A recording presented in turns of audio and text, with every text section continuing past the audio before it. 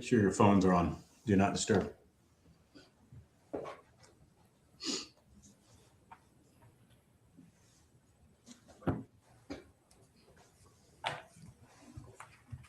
Hello, everyone. Thank you so much for joining us for our next quarterly webinar. My name is Jeremy Cronemeyer. I'm going to be your host for today's call. I'm the operations manager for Wickham Financial Group.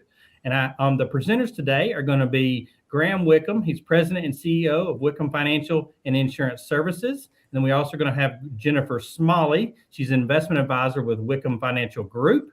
And both presenters are going to be speaking today for about 20 to 25 minutes on our tax planning strategies webinar here. And then at the end, we're going to have a few minutes there at the end to have some Q&A. So if you did have some questions, on the right side, there's a chat bot there for Q&A. So if you would, just put some questions in there during the call, and we'll try to get to all of them at the end. And then at further ado, I'm going to let Graham take it over. Graham, you ready to go? I'm ready. Thank you, Jeremy. Thanks for the listeners really jumping on the call. And, what an important topic, right? We all want to try to pay less taxes, not just today and address those taxes today. But I think the bigger picture is how do we affect ourselves in the most positive way for the long term? And I'm excited today having Jennifer on the call who's going to cover that. So when we're talking about tax planning, that's part of the total wealth management approach. As you know, if you're a client of ours, you've been on these calls before, we're trying to address all 5 steps of wealth management. Not one is, let's say, as important as the other, but some might have more importance to you at a particular time. So if we're thinking about wealth management, we want to think about retirement planning, cash flow analysis. What do you need when? Where are you going to pull from? Right, to fund that next great chapter of life. We think about the investments that you're going to implement to fund or to populate that goal or to achieve that goal, the investments, stocks and bonds and money markets and the alike, any other insurance products that may make sense. Then we want to look at estate planning. We want to think about how do we get to the ones and things we care about in a timely, efficient manner. And we're not relying on probate through the state programs federally to do all that. And then last but not least, risk management strategies. And that's not necessarily with your investments, but it really could be more of how do we transfer risk or mitigate risk to an insurance provider? And that could be for, you may never even really think about this, but it could be for auto and home. Do we have the right coverages? Do we have that renter's policy? Are we mitigating our risk from that standpoint? Are we transferring it? It's you own your own business. Do you have the right coverages, the right wording? Does it complement your personal policies? What role does long-term care play, life insurance, health insurance, all that great stuff, right? So again, what we always try to cover here in the practice is all 5 steps, but I won't talk anymore. I'll pass this on to Jennifer, and she's going to cover the tax strategies, thoughts and considerations for 25, 26, and beyond. So, Jennifer, please. All right, thank you. Well, we're mostly going to focus on individuals today since we work with individuals and families, and we'll talk about things that are new for this year. And then the next several topics are going to be differently related depending on whether you are already retired or not. So there's some things you can still do while working and other things that will be more relevant if you are done with work. So we will jump into each of those. Some things that are new for 2026.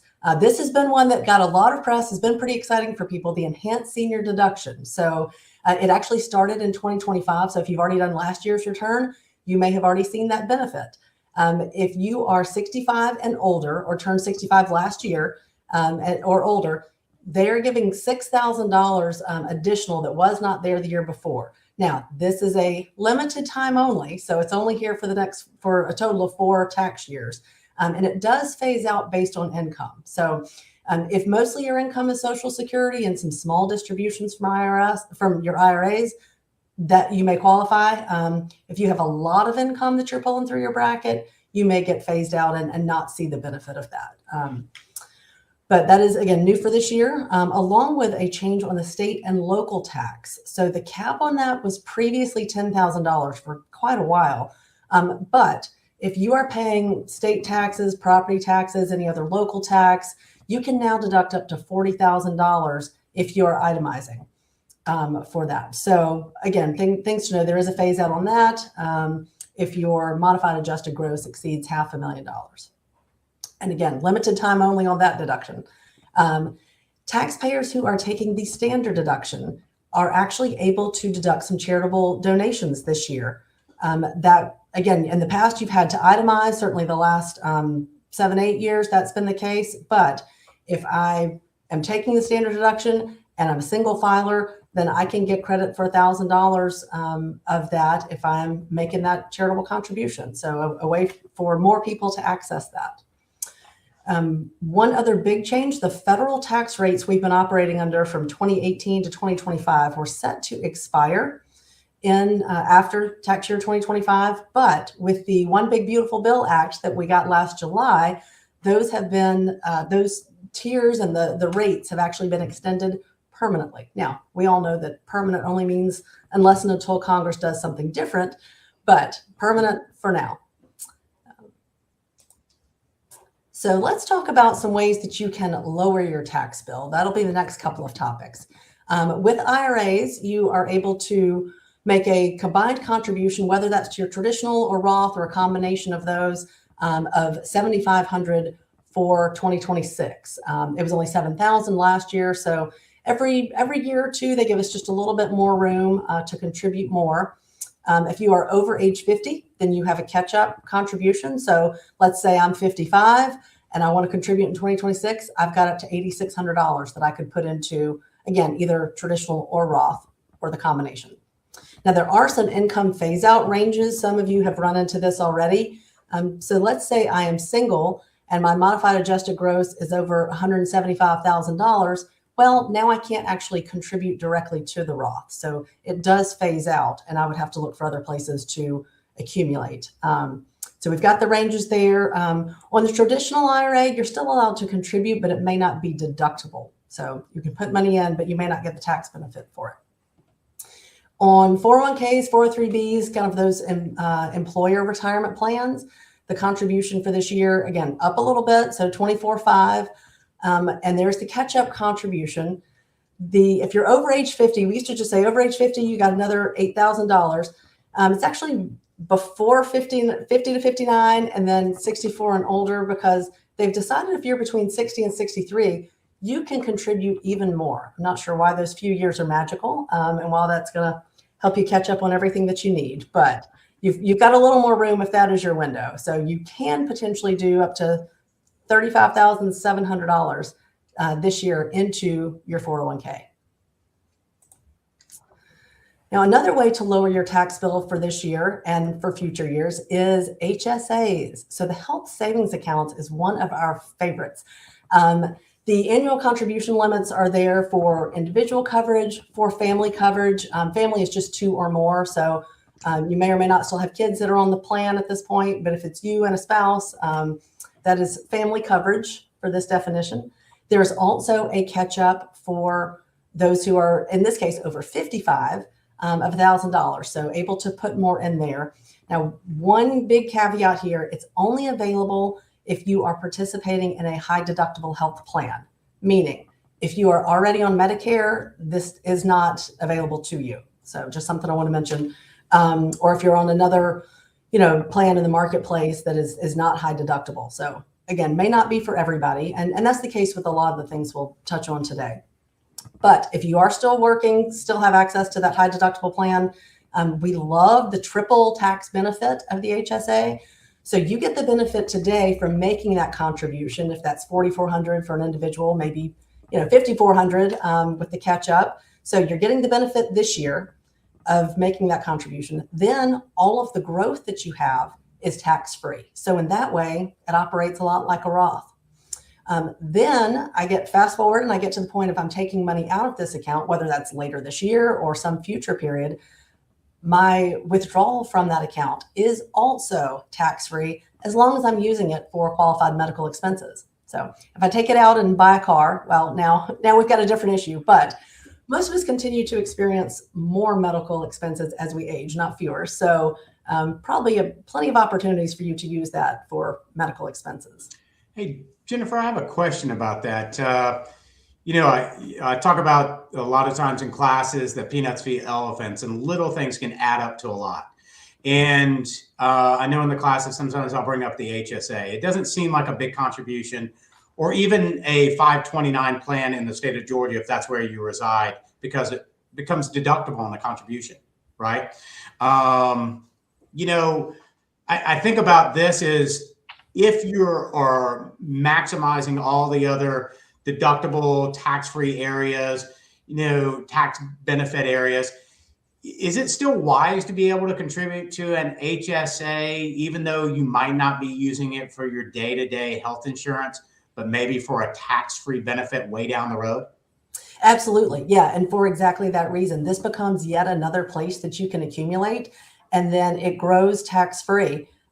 So those with a larger balance can actually even invest their HSA. It doesn't necessarily just have to stay in cash. So yeah, another way for great accumulation and getting the tax benefit now and later. Right. I think one thought that I had on that is, as long as you can prove even down the road that it was for qualified medical expenses, it's still coming out tax-free, right? Absolutely. Yeah. Yep. Yeah. All right. Thank you. Very good. Yeah. Thank you. So this is a topic that we may not have talked about a whole lot in the past. Section 1031 of the IRS tax code. Now, most people don't get as excited about that as we do, but this is an opportunity for those who own real estate. So think more, we're not talking about primary residence here. We're talking more about rental properties. And so this is a way for you to defer capital gains on a property if you're looking to sell.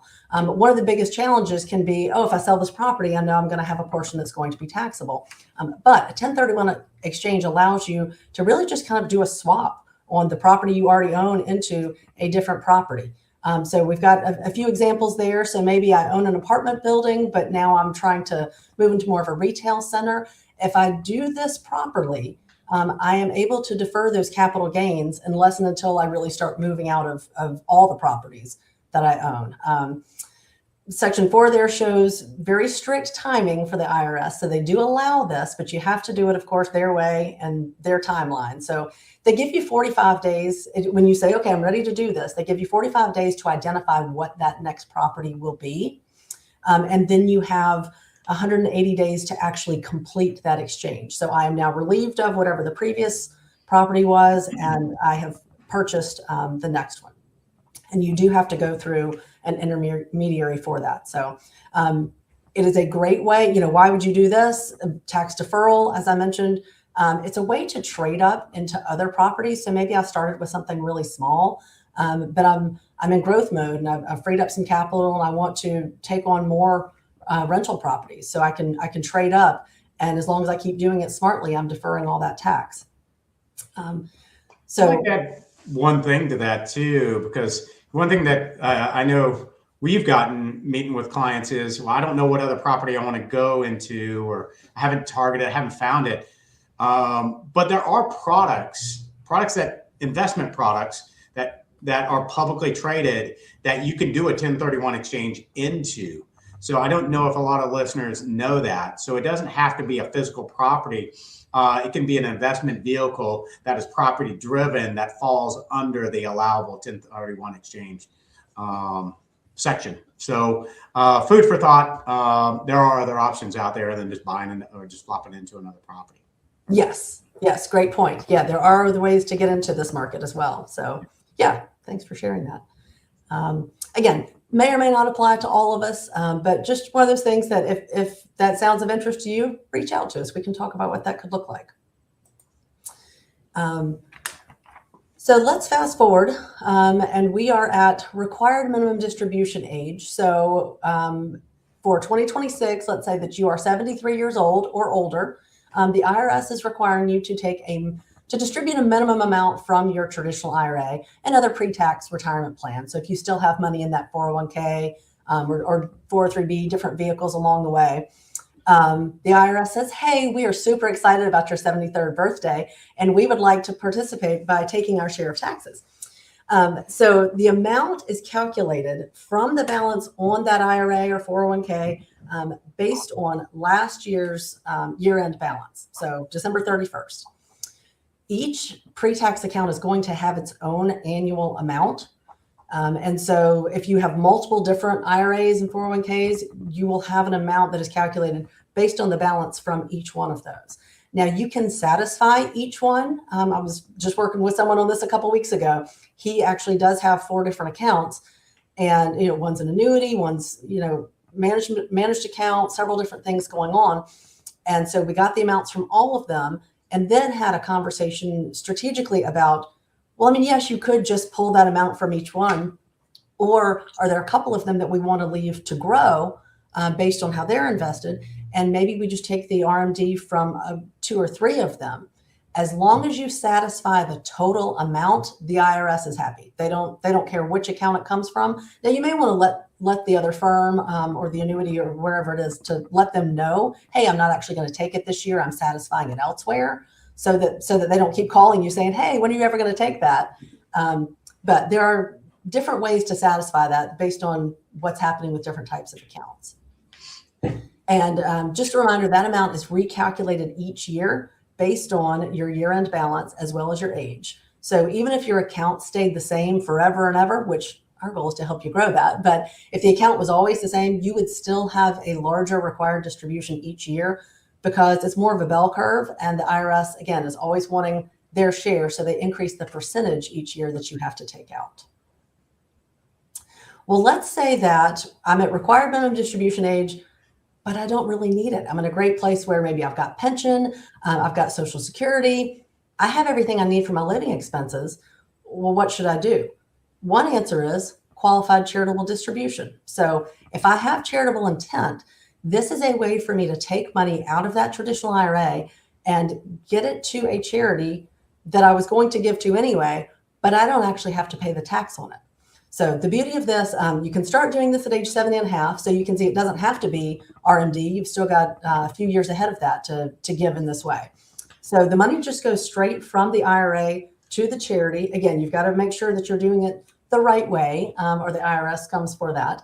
But if it goes directly from there to the charity, it doesn't ever pass through your tax bracket. You can use that to satisfy the RMD from any of those accounts. You can gift up to $105,000 per person for this year. So that gives most of us plenty of room for all the gifting that we should need to do. And another benefit there is this is considered an above the line deduction, meaning it lowered your taxable income. So this doesn't have anything to do with whether or not you're itemizing. This is higher up on that tax return. So you really are getting an even bigger benefit in that regard. Of course, you can always turn around and take your required distribution and reinvest it in a different account. We can talk about that too, but just wanted to mention that qualified charitable for those who are early 70s as maybe a different option. And the reason you would do that is it also frees up some of your cash flow, and it's just a more tax efficient way to give. So if I've been writing that check every month to my church, or if I'm sending an annual gift to American Red Cross or whatever that may be, I just do it directly from my IRA and then keep that cash on hand for vacation or other expenses for me. The goal there is really, using the QCD, again, if you are, charitable minded, it's about helping you control that AGI. Now, why do we care so much about AGI? Well, that drives the IRMA brackets for Medicare. So Medicare, in terms of the services we receive, it's the same across the country, but how much I pay for it differs based on my income level. So if I have a whole lot of income, then I may be paying a good bit more in that monthly premium than my next door neighbor or my friend down the street. AGI also drives whether or not my Social Security income is taxable. So if mostly I have Social Security income and possibly a small pension, it might be that none of my Social Security is taxable. Or if I'm taking some out of my IRA and reporting some that gets reported as ordinary income, I might only have 50% of my Social Security that gets taxed. If I have a lot of distributions, or maybe just a bigger lifestyle and it requires more to support that, and I'm pulling more money through my bracket, then up to 85% of my Social Security could be taxable. So again, this is why AGI matters. And also because, as you know from doing multiple returns in the past, There are different phase out limits on credits and deductions. We didn't get into all of those here, but it does drive whether or not you are eligible for some of those. So just a quick example here on the QCD. Let's say my required amount for this year, I'm 73. I've got this required distribution of $60,000. And I go, well, I don't really need it. I've been giving this $20,000 to St. Jude every year. So can I just do it that way? I gift that 20 to the charity. And now I have reduced my taxable income by that 20,000 by using the QCD method. And I've reduced what is taxable to me to only $40,000. So I'm just doing it a different way. I'm still giving to the organizations important to me, but I'm reducing my taxable income and getting a benefit for it. And again, not even running that through the itemization. Well, let's say I'm not yet at that retirement stage, but I still am charitably minded and want to reduce my current year income. Now, if I'm still working, maybe I'm in my 50s and 60s, I'm in those, theoretically highest income earning years. Well, how in the world can I save some more money and be tax efficient with my giving there? The donor advised fund is really a multi-year strategy. It's good for those earning a lot, or if you have that one-time business sale or something kind of unusual, could be a good way to shelter some income, or if you have highly appreciated assets. So the thing here is that contributions to the DAF are deductible in the year that you donate or contribute to the fund, as it were. So what does that mean? Let's say I want to give a certain amount for the next several years because that's what I have been doing. But this year I got a huge bonus. Thanks, Graham. And I've got a lot of income coming in this particular year, or, you're in real estate, you sold a whole bunch of houses. It's a high year. And I go, okay, well, I've got cash on hand. Let's go ahead and make that contribution to the donor advised fund. So let's say I've now thrown $50,000 in there. Well, I am obviously now well above the standard deduction, and I get to itemize this year because I've donated $50,000 to the donor advised fund. Maybe next year I go back to the standard deduction because it's not as big a year for me. So it's really how we use that bunching to say that 50,000 may represent 3, 4, 5 years of what I would be giving. And I'm just throwing the cash into the donor advised fund now. I can then choose at whatever future point to distribute from that fund to the organizations that are important to me. So if I normally have been giving $5,000 to animal rescue, I can keep doing that for the next several years from there. I've just funded a lot of it right here at the beginning and gotten that benefit in one tax year. The other thing about the DAF is that it can be invested for growth. So this is yet another way to go, okay, I want to keep this growing until I gift it all. So in my example, if I've gifted $50,000, I might only distribute 10 or 15,000 maybe this year to different charities. And maybe the rest of it I'm leaving in there for the next few years for giving. And so that can continue to grow. So my 50 hopefully becomes even more to benefit more charities. Hey, Jennifer, I wanted to maybe make an observation, at least with conversations we've had with clients, and I'm sure you have as well, that a lot of our clients, or many of them, maybe contribute to their local faith, their church, and a little bit here and a little bit there does add up. And could they use the QCD for that? Could they use their church that they're contributing to? Could they use that a part of the donor advised fund, or have that part of their donor advised fund?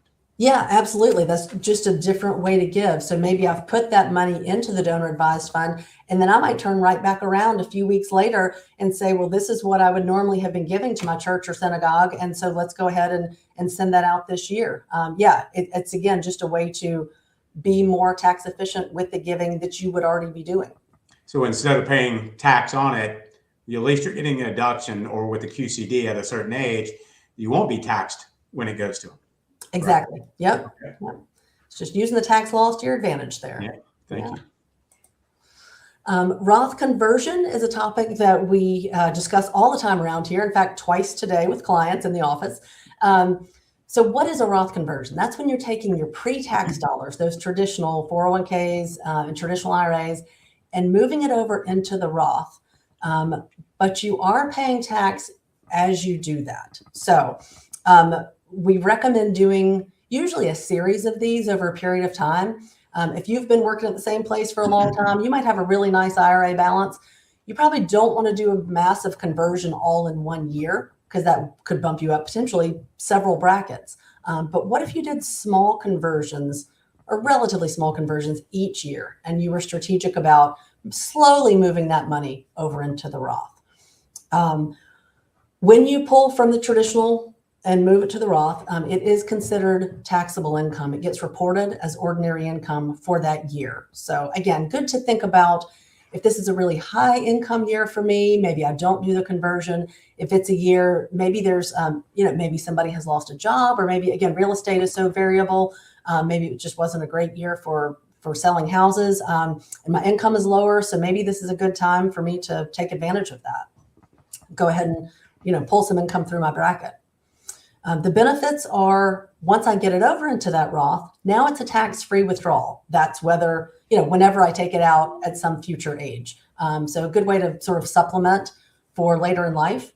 I don't have any future required distributions on that. So my traditional money, the IRS is going to tell me how much I have to take out and when.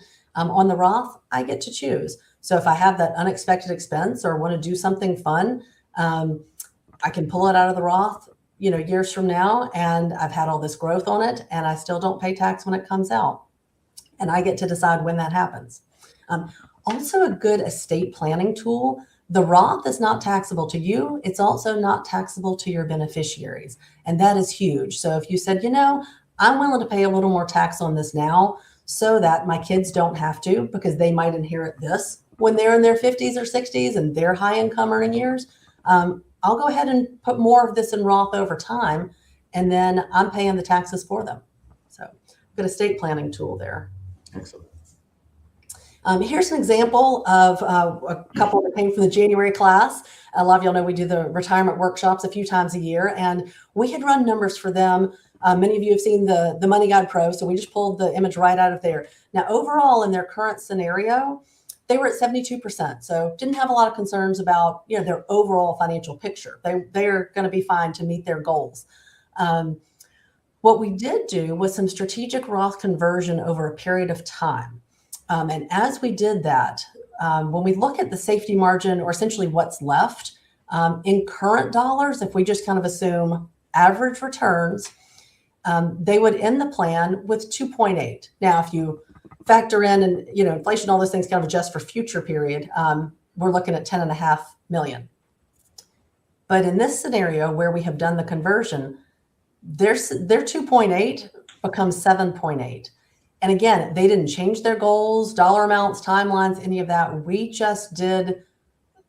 We were moving money each year for, in this scenario, I think 11 years or so, from the traditional to the Roth. We decided we wanted to max out at a certain bracket. And so we did that for a series of years, and it truly made a $5 million difference for them without them doing anything different. They're just paying a little more, choosing to pay a little more tax each year as they go. So thought that was pretty powerful. Jennifer, I like to add to that, because I think one thing that we miss, and it's easy, we look for immediate gratification today, right? Because when we're thinking about planning is not just for today, planning is really for the future as well. So we think about fast food. The reason why we run to fast food, it does certain things chemically to us that gives us endorphins and all this great stuff, right? But at the end of the day, it hangs around the middle section a little bit longer than we want, right?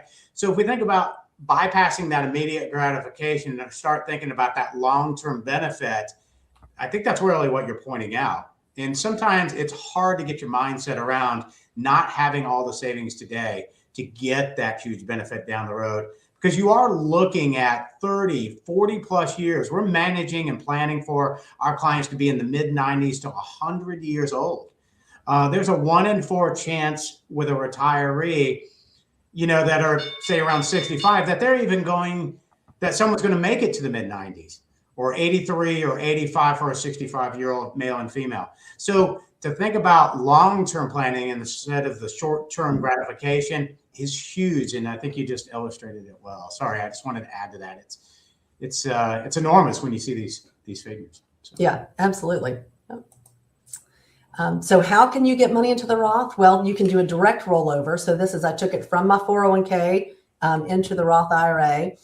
And that can be pre-tax or Roth. Again, we talked through tax implications with you. Trustee to trustee transfer, that's just, I have a Roth IRA somewhere else and I'm moving it over here. The 60-day rollover is also sometimes called an indirect rollover. So if you actually were in receipt of the money yourself, you have, and the check is payable to you, you then have 60 days to turn around and put it back into the appropriate account without it being considered a distribution. And the 5-year rule, this is something to be aware of. I had someone ask me at class on Saturday, is there ever a time I'm too old or it's too late for me to convert? And I said, well, it really depends on what your goal is, because she was 65 and her husband's already retired. Now, there is a 5-year rule. So this is not a strategy for let's convert it and then distribute from there next year. So it does need to stay in there for a few years. But as Graham said, we're looking at a really long time frame. So you start that Roth, even if you're in your 60s or maybe 70s, these could be dollars that you're using in your 80s. If you're married, at some point you may become a single taxpayer again. So this could be a source of additional funds that doesn't carry any tax burden when your situation changes in the future, or just to help you fight inflation. Because if you're still paying bills in your 90s, things will cost more than they do now. And this would be a tax-free way for you to have some additional income. Final thoughts here is really the importance of timing. So good to know things that you can still do right now for last year. If you're still looking to impact 2025 and haven't done your returns, you can contribute to an IRA or to the Roth as long as you do that by April 15th, or essentially when you do your filing for last year. You can still contribute to the health savings account on that same timeline. Now, a lot of why we're talking about this in March is not so much last year. That's your CPA is working on that now and helping you minimize those. It's like Graham said, it's for this year, it's for the future decades. So things that you can still do now over the course of these next 9 months, and we'd love to help you with. Make sure you're taking your RMD if you're of the age to do that and have that. If you want to use the QCD, let's go ahead and do the QCD before you take the required distribution. You can't go back and undo that. So if you're satisfying it all already, then that's a different conversation. You can contribute to the donor advised fund throughout this year.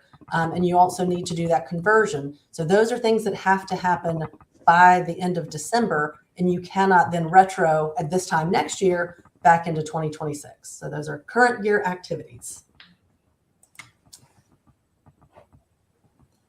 Y'all ready for some Q&A? Got a few minutes here. So, Jennifer, I had the first question was for you. Do I start conversions now, or do I wait until I have a lower income years?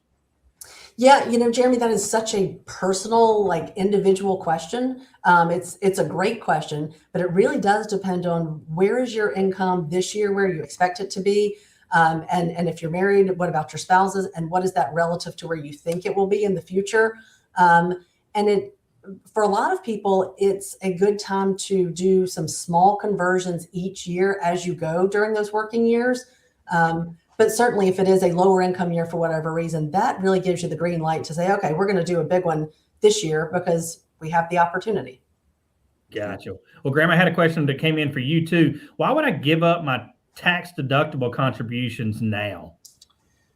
No, that's a great question. I kind of commented a little bit before, because we're looking past the immediate gratification. We're realizing that if it may or may not happen, we're realizing that the odds are, if you're 65, you got another 20 odd years to 30 to 40 years. I mean, think about that your money's growing. Hopefully you got a great financial team, right? That's helping you do all that. And it's compounding, it's growing. And all of a sudden we're looking at RMDs and paying tax on money that we just don't need. And actually, when we pass away, are we benefiting the benefactor? Not, well, yes, because they're receiving assets in an unfortunate fashion. You've passed, but you're also creating a tax burden for them. So there's a 10-year rule. They got to take it out over 10 years, receiving inherited assets, and then they got to pay tax on it, on top of the income that they're already making. So that's income on income, elevating their tax bracket. Still thankful probably for the benefit, for the gift, if you might, but you're increasing their burden on taxes. So we can do that by not just doing the Roth conversions today, but getting the Roth conversions, the assets over to the Roth. It goes over to them for estate reasons, and it goes to them tax-free. And I think, Jennifer, you commented on that. So I think it's changing in your mindset a little bit and getting away from that immediate fast food gratification to something that's quite a bit more long-term, that's a little bit more realistic, 30, 40 years, and what that burden to be. And one last thing I like to make on a comment on this, and I think it's something that we forget about. The likelihood that you're going to spend more late in life in retirement probably isn't super strong. Why? Health reasons. You've done it. You've been there, right? You've done all the travel, all this great stuff. You're settling down a bit more. The odds are your spending might come down a little bit, might shift in some other areas. So you receiving that much higher in RMDs that you're going to have to pay tax on is even more of a not a benefit, if you might. So food for thought. It's always important to run the calculations, the considerations before you just do something. But that would my general statement is, how do we pay less taxes forever? I don't think anyone would really complain about that. Right. Well, that's all the questions I had. Thank you, Graham. Thank you, Jennifer, for the expertise. And thank you to our listeners checking in with us. If you did have any other questions, give us a call here at the office or shoot us an email here to any of us here on the team. And we'd be glad to answer those questions and get some meetings set up with you guys for one-on-ones. And we look forward to seeing you guys next time. Thank you. Yeah.